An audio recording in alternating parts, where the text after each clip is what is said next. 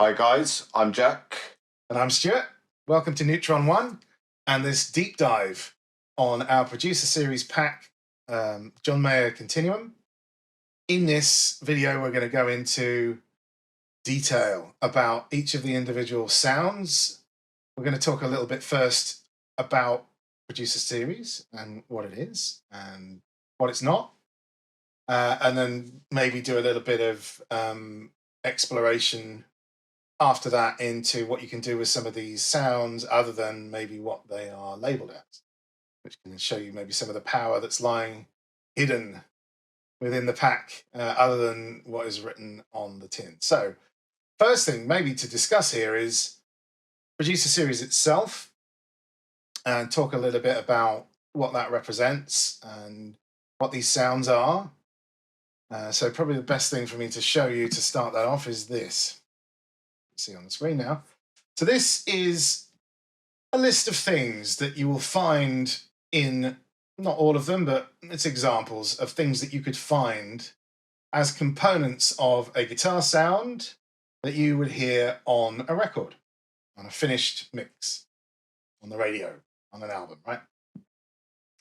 And what you may be used to in terms of what other people are delivering for typical profiling devices or amp modelers is probably going to be the amp profile, which consists of this first line here. The pedals in front of an amp can be profiled with it, so we'll include those. The amplifier itself, the speaker that it's plugged into, or an impulse response of that speaker, the microphone being used to capture it, and possibly, depending on what the profiler is and its capabilities, maybe a bit of the room that it's in as well. But in the traditional world of amp profiling, that's pretty much where the story ends. And that would be considered, I guess, the kind of the raw sound of the amplifier. So what we're doing here is very different to that. And although the amp is part of the story, we are going back to look at classic recordings, and we are recreating the guitar sounds that are on those recordings. And obviously, in order to do that accurately, and these are incredibly accurate, we have to consider more than just the amplifier. The speaker, the mic, it doesn't matter, right? I mean, that's a small part of what makes up the finished sound that you hear. It will have been recorded, and that can impart a sound on it due to the type of recording it was. Maybe it used a tape machine. Maybe it didn't, because it's a newer recording. But even in that case, sometimes people will track onto tape because of its really nice sound and then dump that into Pro Tools later, and work with it. So the signature of the sound of tape can be present even on new recordings if that's what the producer feels like would suit the recording and the song. Typically, in the analog world, sounds are recorded via some sort of compression, even if it's very light, just to maintain a good signal level. The mixing console or preamp that you're recording through is going to have a sound. When it comes back off the tape, or even off of Pro Tools, if you're mixing it on an analog console, then you're going to have another console input then that's part of the sound. More compression, because then you were going from that point into mixing the song. So this is where even more things will change. The mix engineer will typically filter a guitar sound to get rid of extreme highs and lows to make more space for the bass guitar and to stop the nasties that can appear in the very high frequency range when you mic a guitar cabinet. Not always, but I mean often that happens. Then EQ to match the sound to the other instruments and to the song, maybe to create a bit of space for the vocal or for the bass guitar or drums or anything, right? That can be done using the console's EQ, which you typically would use to begin with, and then if it needs more drastic treatment, or even if it's just a habit, a lot of producers who have access to them like to use things like Pultec EQs for guitar. They just have a nice 3D sound that people enjoy. Other outboard, an example here is the BBE Sonic Maximizer. Not that would be used on John Mayer, not that I can hear anyway, but certainly on heavier stuff during the 90s and early 2000s, it was quite common on heavy rhythm guitars. Then once you've mixed your track, it's going to get mastered. So either there could be some compression on the mix bus on the console when the final mix is recorded, or that can also be done, and sometimes both, in the mastering phase when the mastering engineer takes the finished mix and just double checks that there's nothing about it that needs correction. EQ, compression, all kinds of other things. In the case of older recordings, it would have been recorded onto a master tape as well, which again repeats the process of the sound of tape being ingrained in the recording. So these are just examples, and by no means everything that could possibly be a part of the finished sound. But you can see there's an awful lot to consider if you want that sound to be accurate. And that's really the absolute purpose of the producer series stuff that we're doing, is to have it be 100% accurate, as much as it's possible to do when there are certain unknowns, shall we say, about what happened on the session. A lot of forensic work is done to make sure that we retain as many authentic reasons for a sound to be there, to be the way it is, so that we can recreate that completely as a chain. What that does is it preserves the behavior as well, not just the sound. It means that when you're playing it, because all of the elements are reacting in their natural way, the sound will behave and respond to your playing in the same way that it would have done from that original recording. So, that's the goal. And I think as well, one of the real key things here, if you look at the fractional differences, the minute changes of each of these elements as well. So it's like, for me, when you're going and getting these things and you're putting in your plugins, etc., it's those minute changes on each of these components that go through. So it's how it was set up, how it was captured, how the dependencies of each of those things, then how the tape's gonna jump out. So you've got to factor for that later in the process as well. It all makes a difference. Yeah. And again, we're listing pieces of equipment here, but equally as important as that is how they are set. Yeah. You have to have the setting. I mean, you have the same amp, but have it on another channel, or set differently, and you're going to have a remarkably different sound there.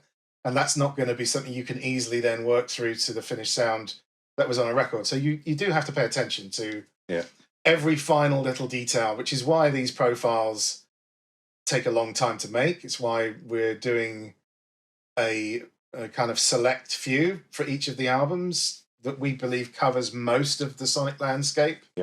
On that album, we're looking always for the sounds that are kind of maybe a different rig, or very different setup, so that you've got all of the different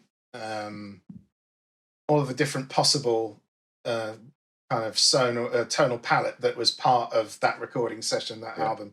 Most artists tend to they'll assemble a set of toys when they go into the studio to record an album, and they'll keep it relatively common for that whole album. Maybe there'll be more than one, but there'll be the same kind of stuff common on all of the tracks. And that's quite interesting, isn't it? That they're not going out and constantly reinventing themselves each time. There's a base solid that they're working from. It very much depends on the artist. I mean, we could use examples like Steve Vai and those kind of people who intentionally want 100 different guitar sounds in one track, because that's what they're going for, and they're making instrumental guitar music as well. In that case, that variation is what helps to keep things interesting and fun. So, that aside, in the context of this type of recording, like John Mayer, as we're talking about here, typically, and he's followed this kind of pattern throughout his career, and it's not uncommon for artists to do this, where he'll assemble, a kind of a rig that is the key part of the sound, and he'll bring in the odd amp here or there if he wants a different flavor on a song, or a particular pedal or device or something, maybe unique just for a flavor here or there. But the heart and soul of that album is a kind of common rig where it all stems from. So we start with that here, and obviously then we're looking to all of the different things that represent useful additional sounds, either through the combinations. In his case, it's mainly pedals that he runs into a clean amp. So the different combinations of those pedals, we want to make sure the profiles cover all of that.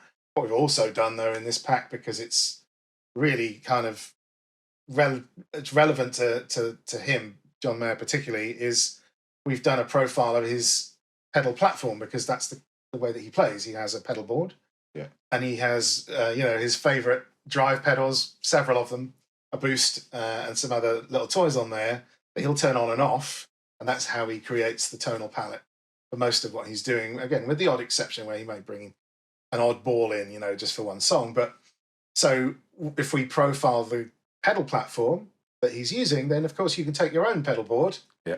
You can plug that into it and you can have your fun. And that's also very useful because, to get that kind of a sound, I mean, okay, in this case, we're talking about a fully produced album sound. So it's way beyond even just plugging your pedal board into a nice sounding amp in the room with you, or even, running that through a reactive load or whatever and trying to capture the sound of that kind of pedal platform, a nice tube amp, we're taking that.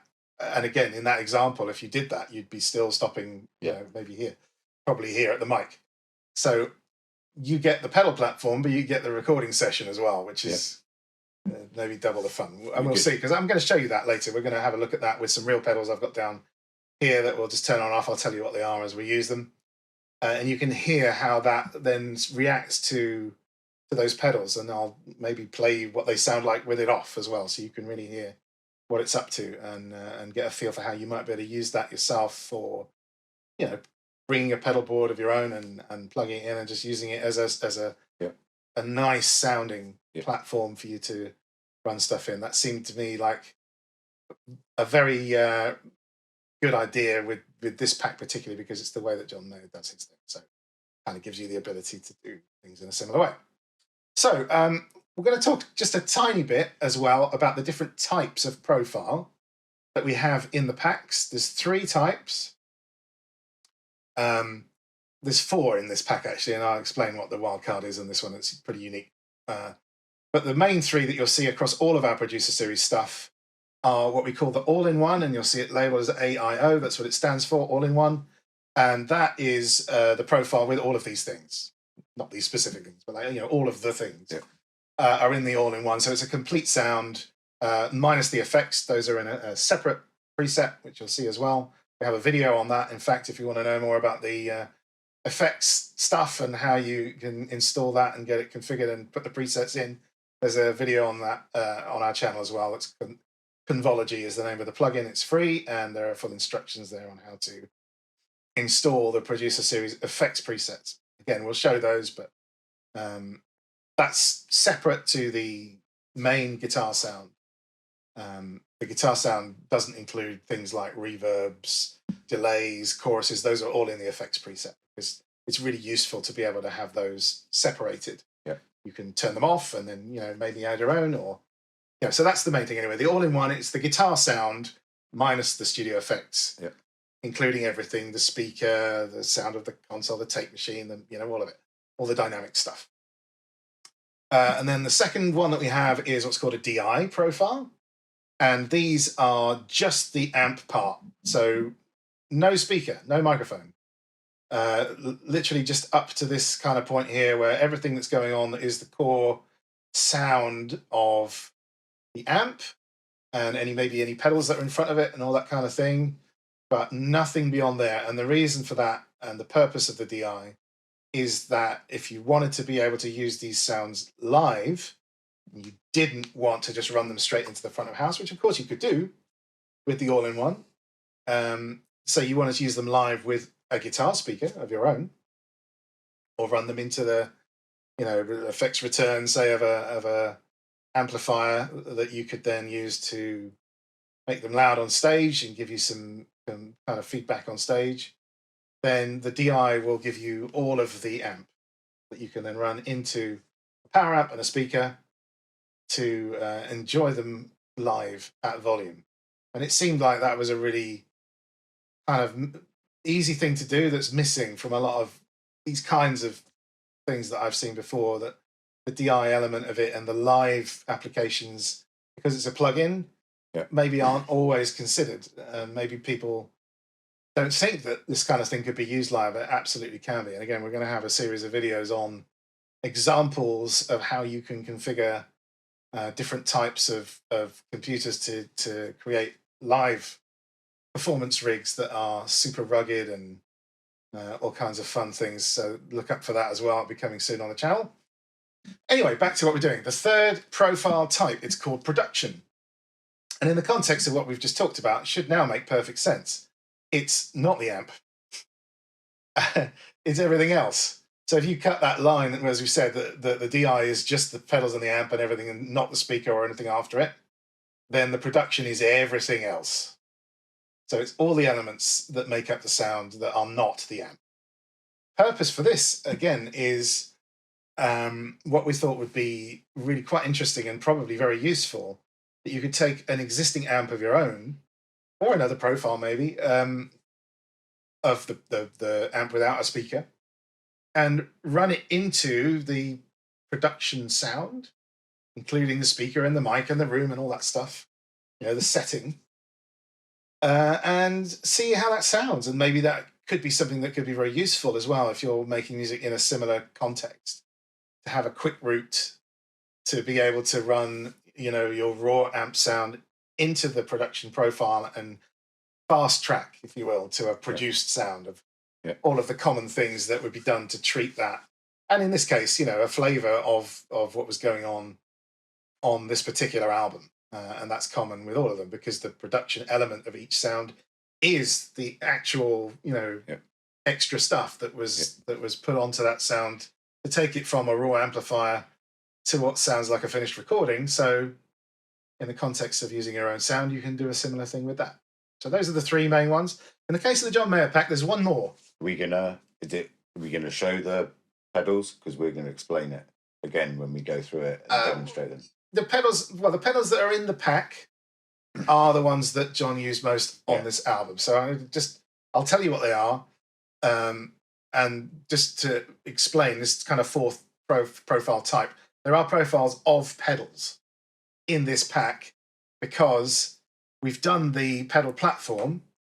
And again, it seemed to make a lot of sense that we should also include then the pedals themselves for your reference. Maybe you have a pedal board and maybe you don't have the same pedal, but you want to see if you can get kind of a similar sound with what you have, and maybe build up the full rig, or the full sound at least, using your own kit just for fun or maybe for practical use. But the two pedals that are included are the kind of two main ones that are used during this era of John Mayer's recording and live performance. There were others as well, but these are kind of the two important ones. And that is the Ibanez TS10 Tube Screamer and the Marshall Bluesbreaker, which is kind of a light overdrive. You kind of just about this time discovered the Klon Centaur as well, and there is one track where that's on there, but I think for the most part that was a new toy at this point, and the majority of this album was recorded using those two as the main things, with a boost as well, which again doesn't really have a sound. It just makes it louder. So of course, we've on the pedal platform included two versions of that, one with the boost on and one with it off, so that you can then decide which suits what you're doing with your own pedals. So that's pretty much kind of the building blocks. And don't worry if that sounds complicated, because using them is really just as simple as loading the profile and loading the effect preset if you want that as well.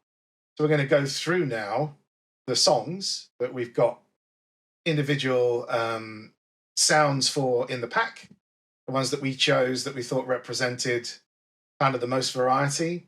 You'll find as well that they are sounds designed to be used with a Strat type guitar. So you're going to want something like that if you want to reproduce the sounds that John Mayer is getting on this album.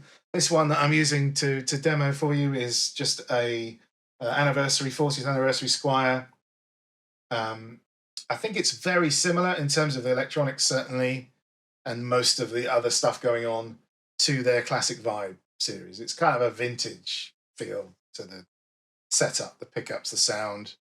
Again, I don't personally think you need to have, the John Mayer signature guitar in order to reproduce most of these sounds. Any Strat style guitar can pretty much do it, as long as you make a couple of adjustments. And I'll show you that. I've done a couple of those for this guitar on some of the profiles, just to kind of bring the sound of it closer using the built-in controls that are on Neural Amp Modeler. Very, very minimal in this case. It's actually really close already.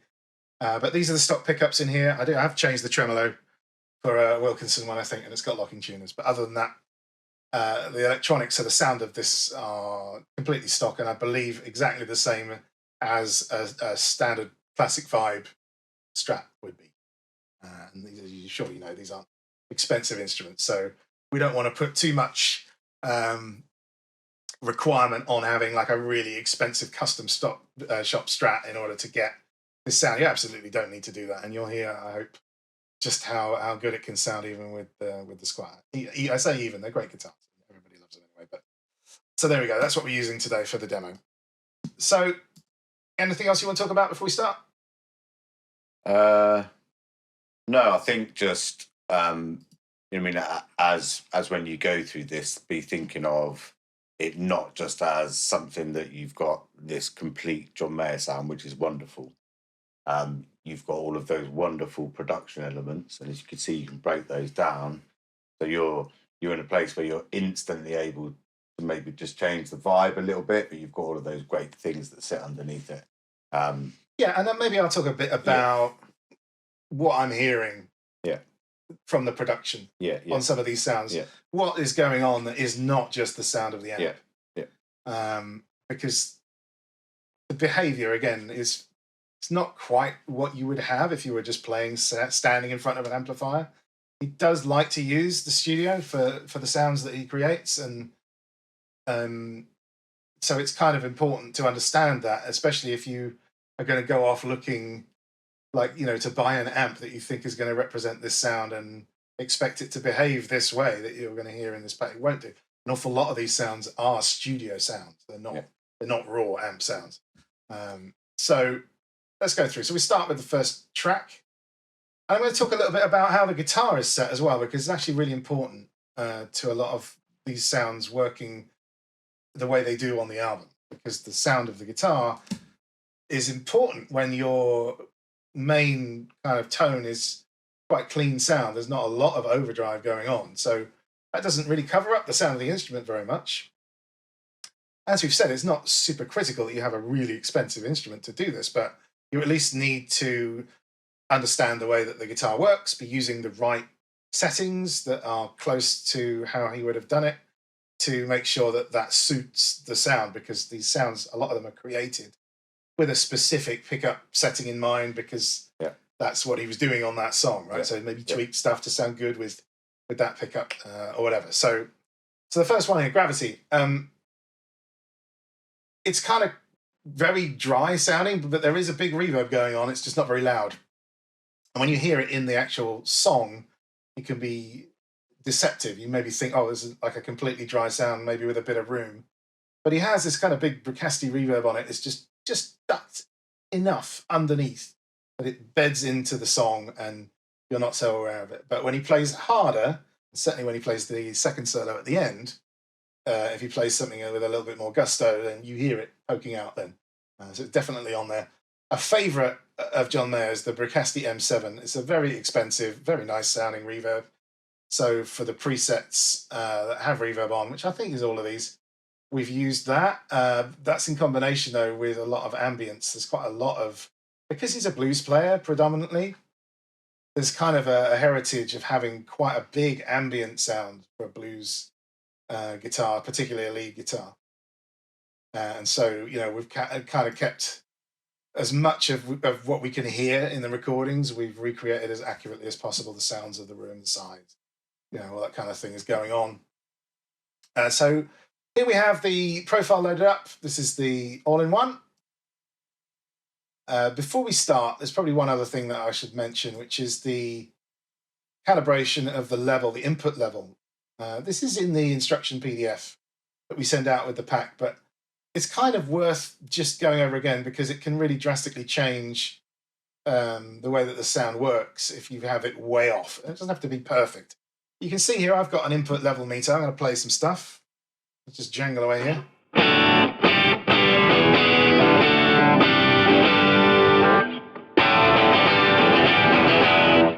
Lovely. Right. The purpose of me doing that is to look at the level, the meter peak, and make sure that it's roughly where I want. So what I'm looking for is something between -12 and -6.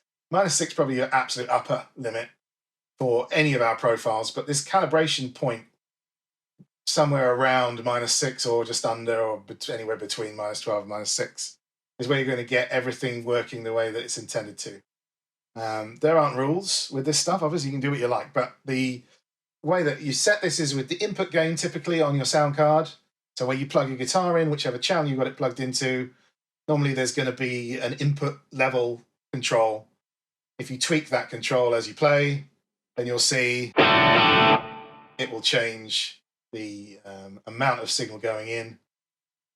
We're looking for somewhere around -6 or between that and -12. So I can do that on the metering here. You can probably do a similar thing on the sound card itself if it has a meter on it, or on your DAW if you just bring up your mixer or a channel option where you can see the input level, then you can get it right. You only have to do it once, whatever level that is. That's going to be the level we've used to create every single profile that we do. And it's important to understand that, it does matter, particularly in terms of things like how much overdrive you're going to get, right? The input level going in, it kind of decides on how much signal is passing through everything. So if you have it way too low, you may find suddenly all of your sounds have got no overdrive at all. And when that's a sound that only has a little bit in the first place, which is the case with some of these, you can miss out on some of the magic. So there we go. It's worth talking about just to make sure that you've got that. And if you want to check again, it's in the manual, it's in the PDF. And you know what, maybe we'll do a specific video on it at some point, but I'll just keep saying it at the beginning of all our deep dives so you can get a reminder every time. But yeah, look for that sort of around the -6 mark and you'll be cool. So, first profile is Gravity. It's a two-parter here because we've got the effects on as well. So I'm just going to quickly flip to that so you can see it. You can see here we've got the name of the song loaded up, so that effect is live. We've got the all-in-one profile loaded up here. Everything's completely standard on here. I haven't modified anything at all, except for turned the volume up a little bit because I want to match the level of all the different sounds that we'll be going through today. So I've also got some little notes here that I've made, and you'll see it's a bit small maybe, but hopefully you can read. I'll tell you what they mean though. So this is telling me how the guitar was set for the different parts of the song so that I can show you. So in this case, neck pickup. There's debate about whether it's the neck pickup or if it's the position 4 on this song that I've seen online. I can tell you for certain it's both. He's actually doubled the part, and that's why there's such confusion and lack of consensus. You listen to it on the record, he's actually recorded the same thing twice, once with the neck pickup and what sounds very much to me like the same thing again, closely doubled, but with the position 4 underneath. The neck pickup is the dominant sound, so that's what we're going to use here. And you'll hear it's most of what you're hearing on there. So it says tone 4. So the beginning of this track, he does a little solo.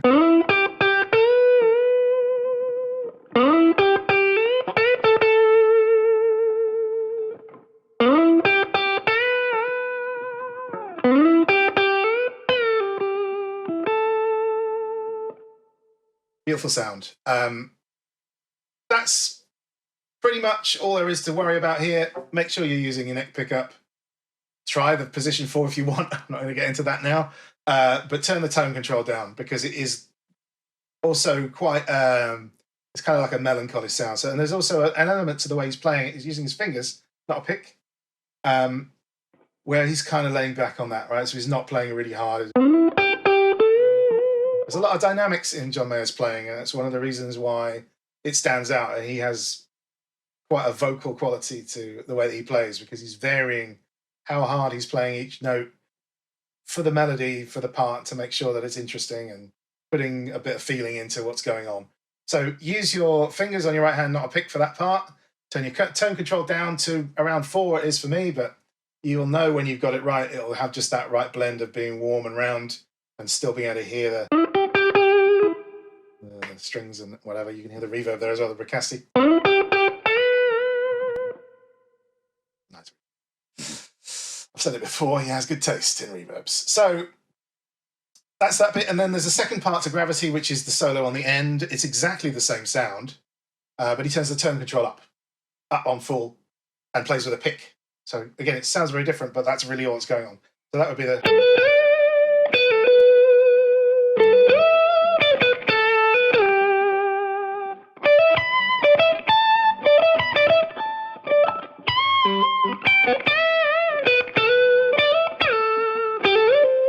That part. Okay, so and you can hear very different sound when you use a pick. So that's Gravity. There we go. And that sound, I would say, is kind of like the most useful of all of them, because it's kind of right in the middle ground. It's the sound that he kind of uses the most in the most different settings. It's kind of like the starting point almost. And everything else that we'll hear probably stems off of that, and you'll maybe find that it's kind of a general nice sounding Strat tone. Very, very handy. Certainly from this album, it's the takeaway sound. But there we go. So moving on. The next track we have here is Belief. The profile is of the solo. And you'll find that I've picked specific parts of some of these songs, because if there are several sounds in the song, normally the rest of them will be one of the others that we've chosen for that same reason. Again, this solo uses the neck pickup. Tone on full, volume on full.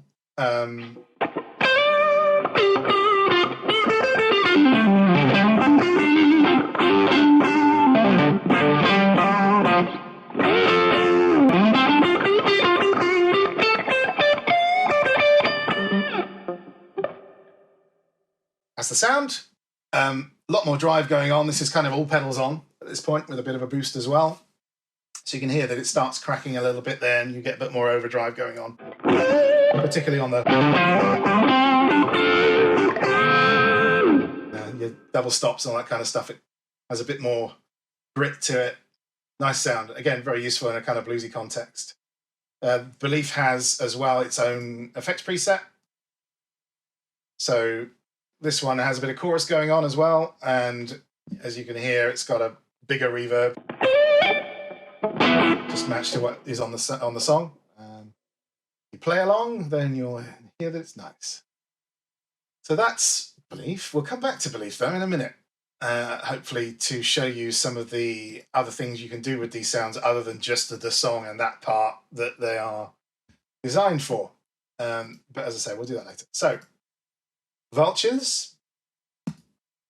This is a cool sound, and it's almost a bit of a throwback, I think, to my mind, of a sort of Clapton-esque kind of thing. It's got a much more pronounced old school blues sound to it, and it's mainly because of the very loud room. You can see how I've taken the gain down a bit. This Strat is actually quite juicy, so it was delivering me a little bit more output than I wanted for this sound, so I've just turned it down a bit. Again, you can do the same for your own. Compensate, maybe you need a bit more, a bit less gain, but for what I wanted to hear from this one, it was kind of like really nice, almost completely clean, but just right on the edge. So you kind of find that point by just putting the input gain where that happens. So there's kind of two parts to this song. They were famously recorded on a gold leaf-coloured Strat that John Mayer owns, and I think he used it live a lot as well when playing this particular song. And my notes that I've got here just say volume on 6, and that'll be for the verse part. So he's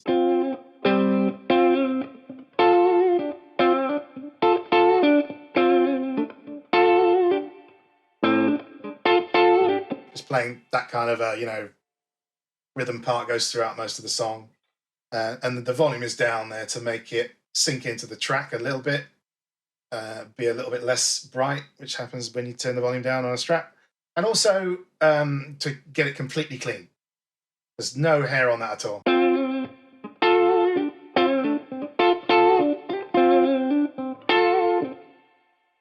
As opposed to the solo where he turns the volume back up again. And what you get there is this kind of really great kind of spanky, and it's not a in-between position. This is the middle pickup. But it really reminds me of a Clapton-y type. That's where all these inspirations come from. Well, I mean, he does kind of wear them on his sleeve. He's very, yeah.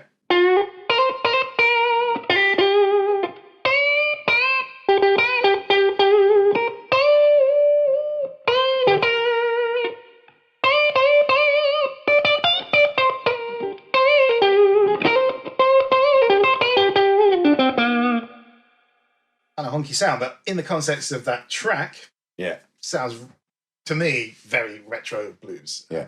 Very kind of. And I think I just played it in the wrong key. But yes.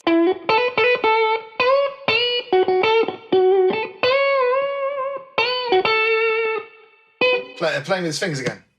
I think this whole track is fingers.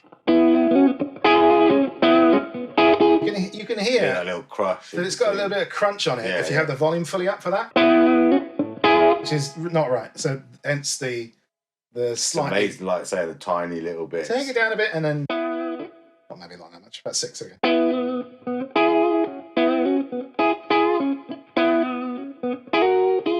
And then Is there a chorus? Is there a chorus on that? no chorus at all. No, it's just big room and Ricasti on top, Dude, just and a very short delay. quickly take the convology off quickly so you can see the difference on that, because that's like. So there's a bit of the room that the guitar amp is in, and that's in the actual profile. That's important, and it's one of the reasons why we do this using Neural Amp Modeler, is it has this sort of longer window of time where it will capture the sound of the room and the space around the amplifier. Why is that important? Right, we'll get into this now, but basically, when you're doing something that includes the studio effects chain and the dynamics and compression, your room. You need time to get back. Well, the room is affected massively by the compressor. When you have a room that has a decay on its sound, the compressor turns that decay up again. And so you end up with really this long, quite prominent in the sound, the room. It's still there, So it's a sub reverb, if you will, and it's very important to the character of the sound. So none of the other amp modelers can capture this length of time.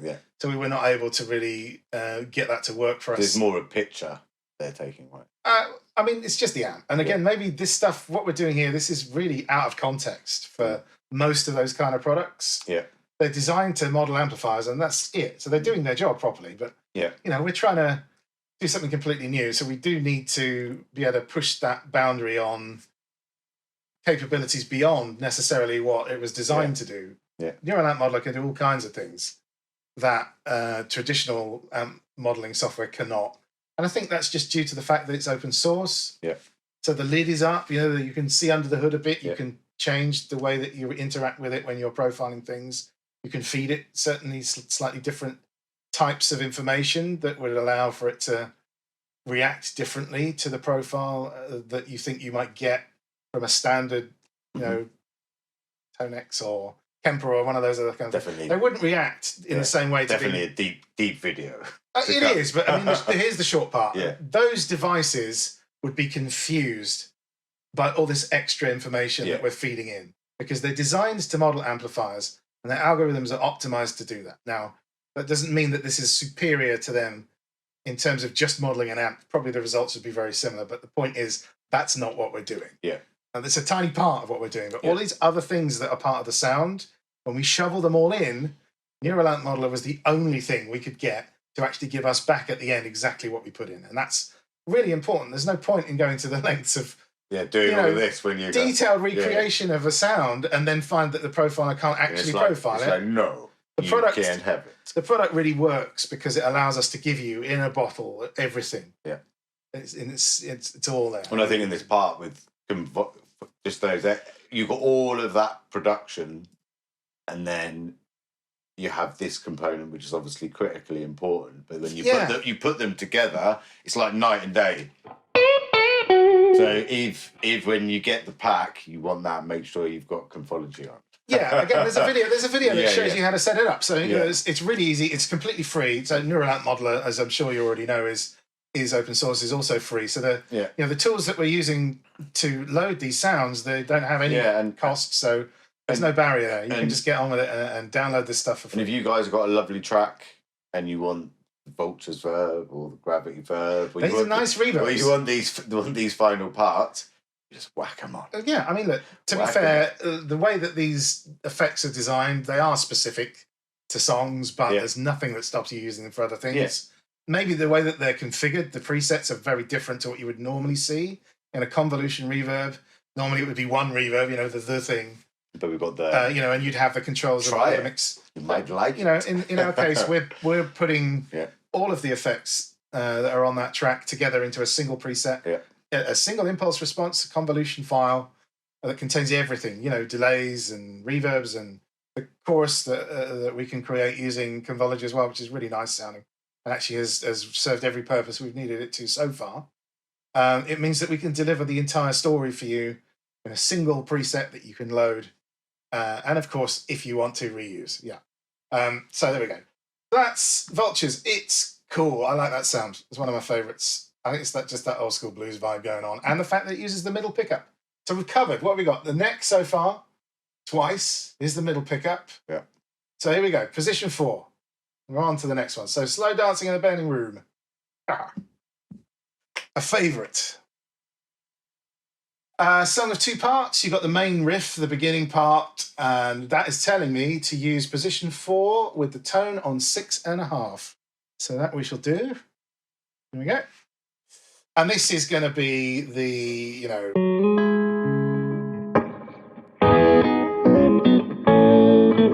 That's really important there, because it's like I've seen a lot of people when they're playing online to get that clap, they're really having to smash into the strings, and it's not really getting the. I think on the actual recording, it's an overdub. Yeah. Where he's just got the spring reverb cranked right up on the amp, Okay, and all he's doing is that.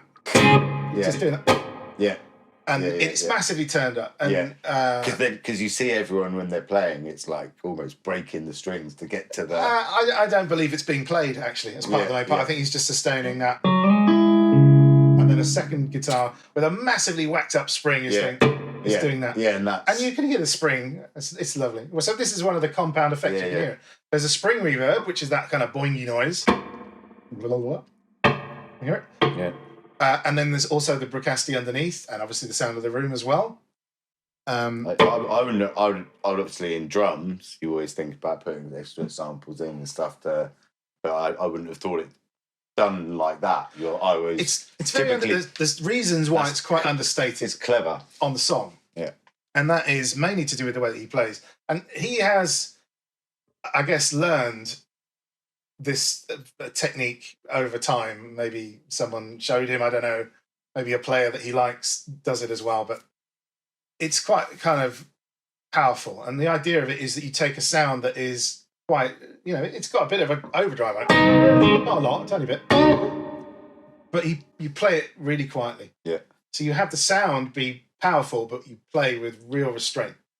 And gets a lot of delicate finger noise into the playing. And it's like with the vocal performance almost, when you've got people that are singing really quietly. So position 4 is actually the one that John Mayer is best known for. Actually on this album, he doesn't use it as much as you might think, but he does on this track. And again, play it with dynamics, which means that you want to be playing a combination of soft and hard. Yeah.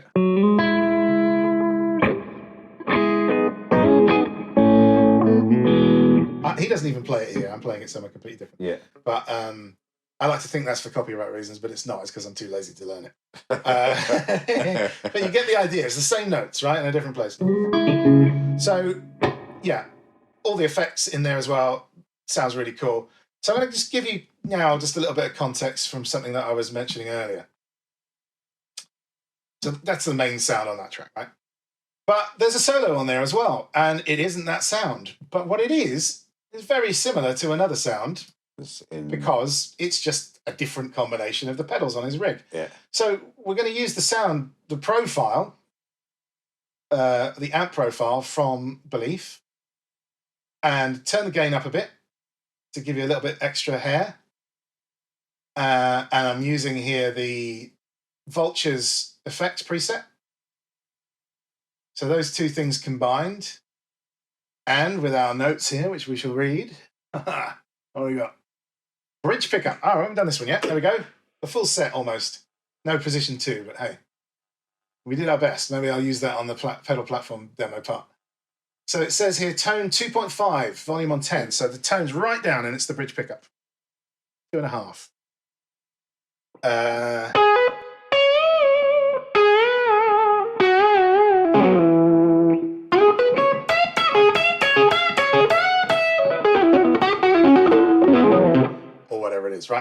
that sound.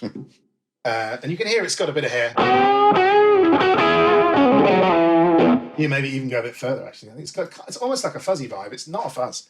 It is the volume down on this, just with a bit of extra gain coming from a boost. Let's try it again.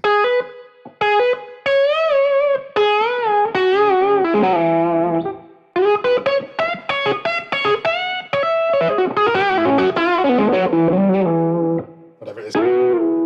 Up there somewhere. I've turned the bass up a little bit as well. And don't be afraid to use this EQ, by the way. This is not like the EQ you'd find on an amp. It's more like the EQ you'd find on a mixing desk. Yeah.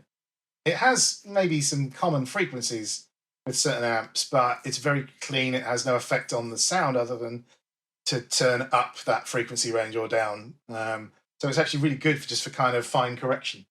And don't be afraid to use it. Honestly, it's really quite cool.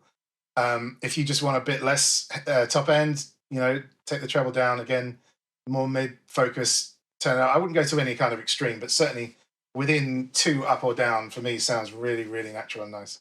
So I quite often use this just for correcting this kind of thing, where I want to take a sound that is the right sound, but maybe not exactly right for that song, rather than creating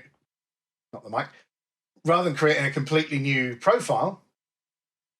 You don't need to do that. These kind of key sounds, they are the building blocks of almost every tone, with a couple of exceptions, but more or less in this case, right? So there we go. That's just an example of how you can use some of these sounds out of context, and they are extremely authentic, because that's kind of the sound he was using for the bass of it, and then a couple of tweaks here and there, a bit more gain, a boost or whatever, and you're starting to be really, really close.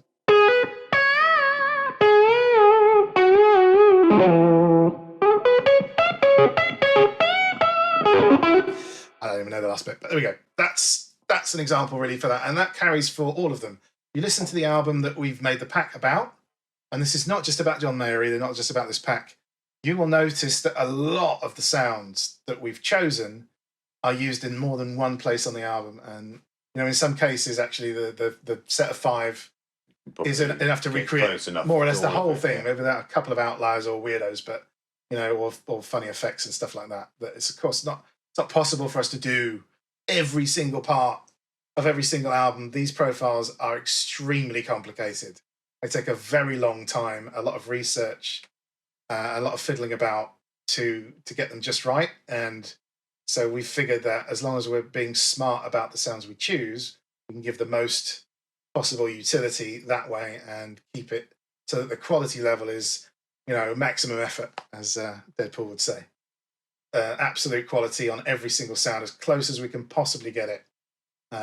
Quality, not quantity, but also, enough quantity, enough of the key stuff that you'll be able to get into most of the sounds you're hearing on that record.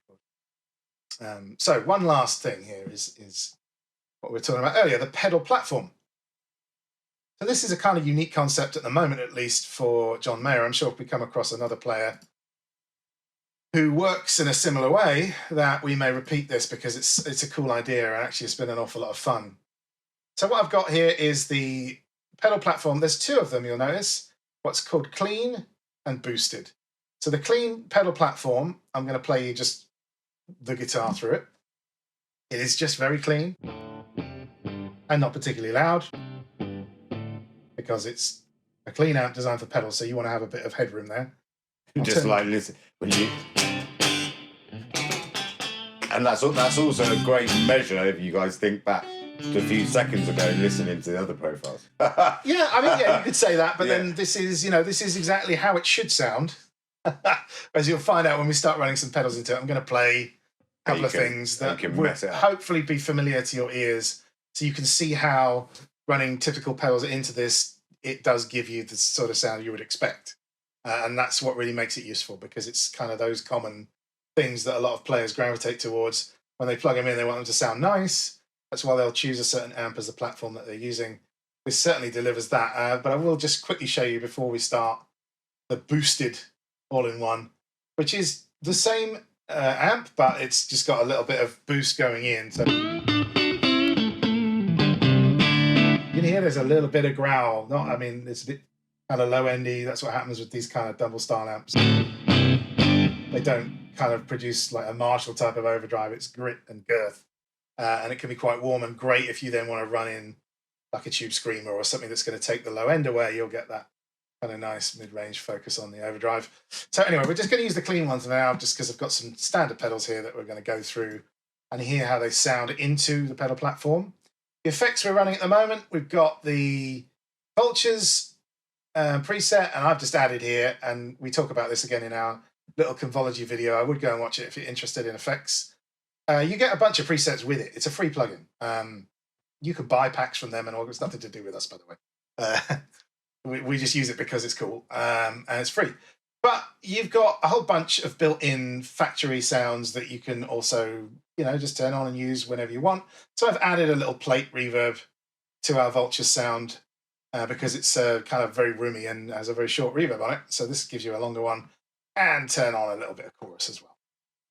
And what you get then when you start turning on pedals, well, let's turn the pedal on. So this is the clean, all-in-one pedal platform profile. Yeah. So,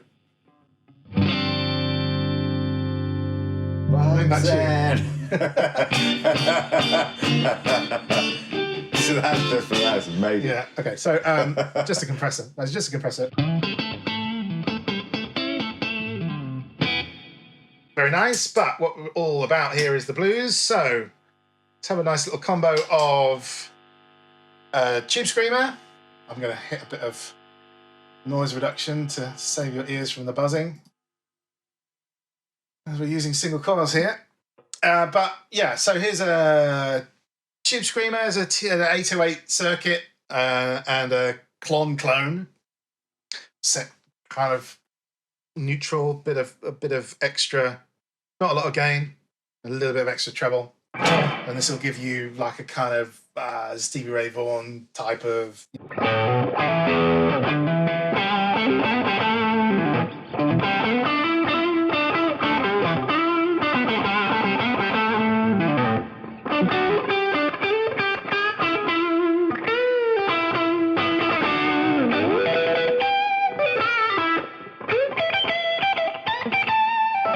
Get the idea? What was that track? David Bowie. Yeah. China Girl. Anyway, that's Stevie Ray Vaughan. That kind of sound, yeah? It's the tube screamery, distorted, not distorted, overdriven, but not really. Yeah. Kind of really nice, sustained. I like I'm going to play with that when I get home. We talk about the sustain. This is really a factor, particularly on the Gravity sound. All about the sustain. Yeah, it is. I'll go back to that one, actually. Well, that's what makes it possible. Turn the pedals off. Guys, when you click that on, make sure the pedals are. Yeah, right. So Gravity, right? We talked about this. We go back to the setting of a tone at 4 and neck pickup. So the sustain here, that is not coming from the amp. Some of it is coming from the amp. Yeah. Most of it is coming from the studio. So this sound has been compressed a couple of times, and to me it sounds like it's been recorded on tape, even if it was later mixed off of a digital platform. It has the quality maybe is the right word, the kind of sonic fingerprint, if you will, of the sound and the behavior of tape, which is compression. So compression, as you know, is going to take your note and make it last longer.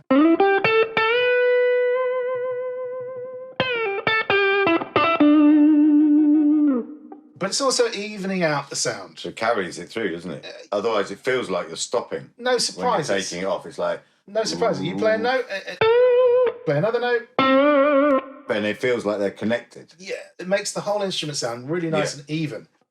That's why people record with compression. That, and also, particularly with tape, you don't want to have a quiet signal going onto a tape machine because they're quite noisy. Yeah. So compression is used, and it can be quite subtle. Like maybe you can't hear it, but the effect of it is the same. It's turning up quiet things. Yeah. So that you can, and also it creates a ceiling so that things can't go above that and get too loud. But what's left in the middle there is much more controllable. It allows you to put a higher signal level onto the tape, and that will therefore make the noise relatively quieter. that's kind of the principal reason why it was used to begin with, but then it became something people like the sound of. Yeah. And in the case of this kind of like studio guitar sound, you don't get sustain like that out of normal amplifiers unless they're really loud and right next to you. And then what can happen is sympathetic behavior where the speaker interacts with the guitar. Now, in the context of something like a Marshall stack, absolutely, that creates sustain. And people talk awful lot about the guitar itself having more sustain than another one. But actually, in a studio environment, you can perfectly control that. And that's what's happening here. So the compression that's being used, it's subtle. You can't hear it as tangible compression with ducking and all the sort of stuff that you would normally go, oh, I can hear that compressor. Yeah. It's more subtle than that, but what it's doing is creating this extra really nice, even sustain to the notes. So yeah, I just want to go back and show you it because we didn't mention it at the time, but that is also on the pedal platform. It's part of the same studio session. So we've retained all of that studio stuff going on, and it means then when you start using your pedals, let's try a different one. Here we go. Nice old reproduction circuit of Electro Harmonix Big Muff.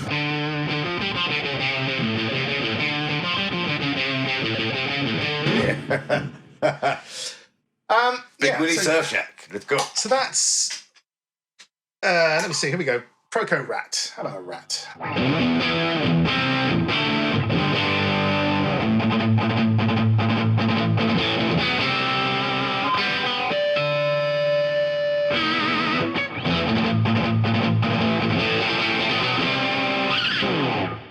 Very different sounds, obviously, to the raw amp or any of the other sounds. But it's great. But that's the whole point of the you pedal can take platform. it and then you're able to... So, you buy your pedals based on liking the sound of them, and running them into this kind of thing is going to make them sound really nice. And it allows you just to use your pedals the way that you normally would. But, on headphones or, at home with all of that great sound baked in, so you just get the most fun. And I think that's really the whole point here. I mean, the practical uses of all this stuff or whatever you want to do with them. Yeah. But the fun element of it is strong, and it's kind of where the whole idea started, just because we thought it would be super cool to be able to play through the sound of an album that you really love. Yeah. It's kind of where we all started off when we were kids learning to play, certainly my generation, that dream. And that's the reason why probably I've bought far more equipment than I ought to have done. Yeah. Trying to reach a sound that I didn't learn until much later, having spent a career as a producer and a audio engineer. Yeah. That maybe that sound was never coming out of that piece of gear on its own. Yeah. Like there was a whole lot of other stuff going on that made the sound on the record that inspired me to want to create it in the first place. And of course, now we're at this wonderful time in history where we're able to bottle that. So if we get everything just aligned right, where it all sounds correct, we can actually now capture that, and you guys can have the same fun as me. Yeah. So there we go. That's the pedal platform. I don't think there's any more pedals here that you want to hear. I don't think so. We've gone through most of what's fun on that board right now. It's just literally what I had set up at the time. But you can hear that. And if you like a pedal and you run it into this, I'm pretty sure you're going to like how it sounds. So that's it, really, in terms of the main contents of the pack and things that you can do. Yeah. Hopefully that answers maybe some questions about exactly what you would expect to find in one of these packs if you buy one. I mean, as you can see, there's both not as much maybe as you would expect if you're used to buying packs of amp profiles that come with 100 profiles or whatever. It's not that. Yeah. But in terms of the utility, it definitely is that. I mean, there's a whole world of different stuff you'd be able to do with these sounds. And like, there is always the argument and the counter argument, but here's my argument that, there are plenty of iconic guitar players, some of the most iconic guitar players, who for the majority of their kind of golden era of their careers used one sound. Yeah. One amp. Yeah. They like that one, so they use that one. Yeah. Like, now, everybody can't use the same amp. Of course not. Everyone can't have the same sound. But when it's good, it's kind of, it stops the hunt just for a while. Yeah. Like, you can just go, oh, man, I can just play. Yeah. This is great. This sounds great. I can just play. That, again, is kind of another goal of this kind of stuff, because it's so much more engaging if you just want to play an instrument to have a sound coming back at you that is that is the sound of the recognizable magic, you know, Yeah. and then they are. They're Yeah. really, a lot of these sounds, they're extremely iconic, and for a good reason. They, you know, they react with the player and the instrument to deliver a really great kind of full package at the end. And when you play them as well, I can tell you as a player, and there's no way to have that come across in a YouTube video. You'll just have to take my word for it. But feels really nice to play. Yeah. Like really dynamic, and there's a lot of depth going on. And when you move and change things on the guitar, it all sings, you know, it all does the stuff you would expect. The behavior is there, not just the sound. I think because we're not using trickery like I guess a lot of people are doing with impulse responses, and other ways to kind of create a match of the EQ, maybe of the sound. Like take that sound and like measure it, and then put that same EQ onto another sound, and it's enough to fool the brain, but not the fingers. Like, it doesn't behave the same way. It might fool your ears. I don't know. Even for me, it doesn't. But it might fool your ears, but it will never fool your fingers. So this is the kind of the real behavior as well. And I think whether you're a really advanced player or you're like never picked up a guitar and you want that feedback. So I remember a time, first guitar I bought from a shop. I was like, clearly they give me a tuned guitar, right? Like, so clearly they're going to give me a tuned guitar. So like when the blood's coming off, and I'm like, I'm sure it's not this hard. Yeah, and that's because it was out of tune. But I'm constantly trying to change. So I'm trying to get to this sound that I'm familiar with, and it's exactly the same when you look at these profiles and what it represents. If you just get the amp profile and you put that in, and you don't have the control and the understanding of the settings, you're going to have that same experience. I think they're parallel lanes for me. It's like being a great player and having a great sound. The two things, they're reactive. If you're a fantastic player with an awful sound, like it's a shame, right? For the audience at least. And maybe they'd still be impressed with the technical prowess and all that kind of stuff, but their wife wouldn't because it sounds terrible, right? But conversely, I believe an absolutely fantastic sound and barely adequate playing. Because do the job. If you can connect with the emotion between 4 bars and some subtle movement, particularly for all the non-guitar players in the audience, it sounds fantastic when you just rock. When you just do a power chord or something, they're happy with that. I mean, just a chord up and down the neck. It's almost cheating. Almost. I won't use the word. I couldn't possibly. But it makes me sound great. So it's cheating. Well, I mean, you know, this concept, we've got 2 already in the store. There's going to be a lot more coming. We've got a really, really important one coming next. And I'm not going to say what it is. There is actually an Easter egg in this video, though, which I didn't mean to show. So you can go back and see if you can find it. But there is a really important one coming next, and maybe by the time this is out and enough people have watched it to find out what the Easter egg is, it'll be out anyway. But clearly, it's huge. It's important. But you can imagine that we're really into the idea of doing a lot of these and getting right into those classic guitar sounds, the ones that inspire people to you know, pick up the instrument and play in the first place. And you know, we're going to start with things that are maybe the most important first, but I can see this getting to a point in the future where we would have people vote for what they want to see next, and you make it a bit more interactive. But I think there's clearly some things that need to be done. We need to cover some basic kind of starting points. And the reason why we started off with John Mayer and Metallica is, I guess you could say right now, in the world of metal, certainly Metallica are kind of still kings of that. I know everybody likes different stuff, but you were to say, like, who's on top of that right now and they're still the most popular band in the world. I think last year they're the most. It's like crazy. If I'm going to be slightly selfish about it as well, they're the band that kind of inspired me to play. And that album, particularly the Justice for All album, was the one that was new at that time when I was, you know, starting to play guitar. So for me, it was kind of an important starting point because I knew it so well that I knew that when it sounded right, I would know. Because it was almost like burned into my brain, you know. And for whatever people think of the sound on that record, it is iconic, and it does contain some of their really kind of groundbreaking recordings. So the guitar sound on it, I think, influenced a great deal of heavy music that happened after. And John Mayer right now, I would say he's like, top of his game. I mean, he's beyond the peak of his career, but didn't really peak and fall down again. And he's a great guy. And he strength to strength, right? Yeah. And great tasted sounds, really great touch, really lovely the way that he plays, gets the most out of the instrument and the sound.